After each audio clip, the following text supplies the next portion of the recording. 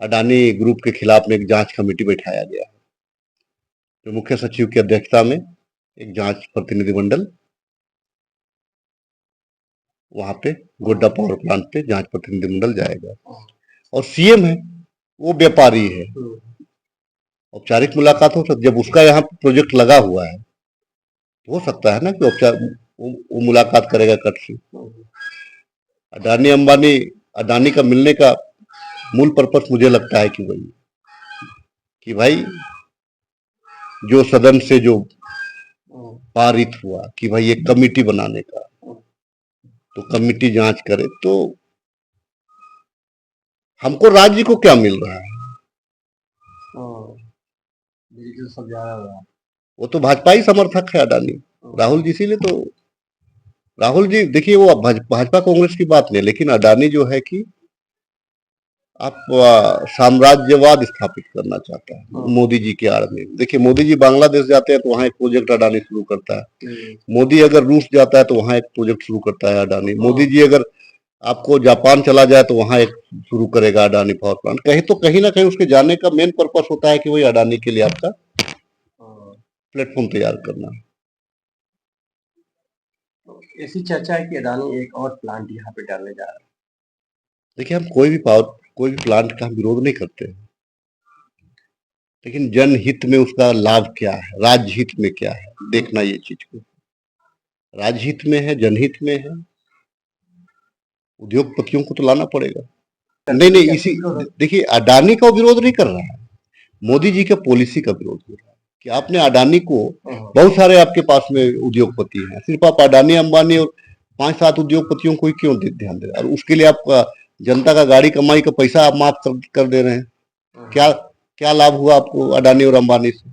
अंबानी ने जियो फ्री में दिया, आज देख लीजिए जियो में पैसा आपका कितना कट रहा है, जनता का लूट ही है ना। आप देख लीजिए यहाँ रिजर्व बैंक ने क्या किया, रिजर्व बैंक आपको फिर से 4 पैसा बढ़ा दिया, 5 पैसा बढ़ा दिया।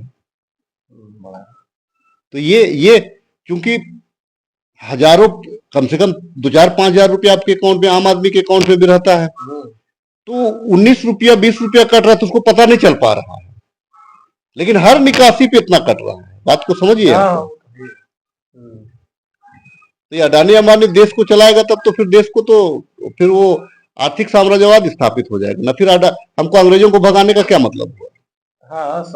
ये काला अंग्रेज हो जाएंगे, वो गोरा अंग्रेज थे। तो अडानी को मिलने का चूंकि उसका प्रोजेक्ट है, और चलती सत्र में बहुत सारे मामले अडानी के खिलाफ भी आए हैं, गोड्डा पावर प्लांट के खिलाफ आए, हो सकता है कि भाई अपना बीच बचाओ या औपचारिक मुलाकात करने के लिए। मैं लघु उद्योग के सपोर्ट में रहता हूँ, छोटे छोटे उद्योगपतियों के सपोर्ट में रहता हूँ। छोटे छोटे उद्योगपति आपको बहुत सारे रोजगार देते हैं, बड़े उद्योगपति आपको जमीन लूट करके फिर एचएससी लूटा, हमको कुछ दिया नहीं, इसलिए एचएससी जैसा हम बड़ा हमारे मन में नहीं है। तो सेंट्रल गवर्नमेंट है, कोई सेंट्रल गवर्नमेंट, उद्योग सेंट्रल गवर्नमेंट का है, जमीन तो राज्य सरकार की है। राज्य सरकार क्यों टेकअप कर रहे हैं? राज्य सरकार उसको फंसा के रखा हुआ है। हम तो मैंने माननीय मुख्यमंत्री जी से कहा जमीन आपकी है, एचएससी की जमीन वो नहीं है।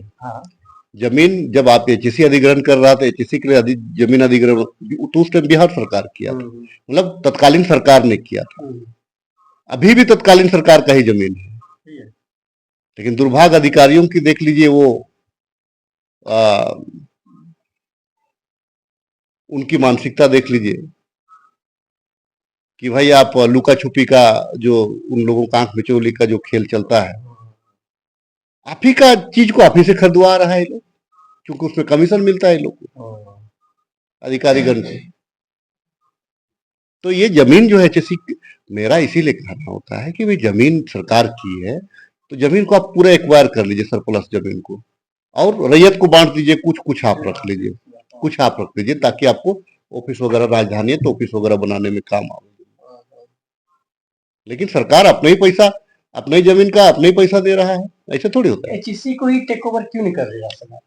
बहुत सारा केंद्र सरकार अडानी को लिख दिया है, 750 एकड़ जमीन का अडानी को लिख दिया है,